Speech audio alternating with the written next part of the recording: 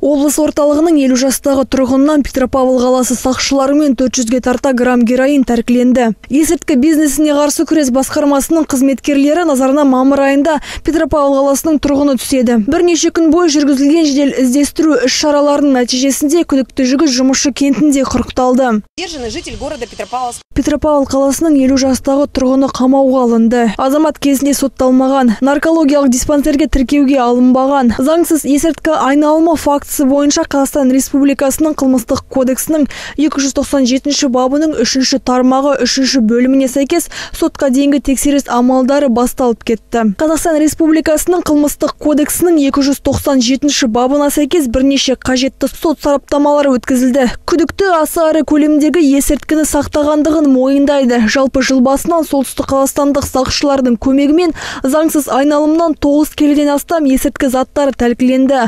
Оның 800 граммға жуығы героин.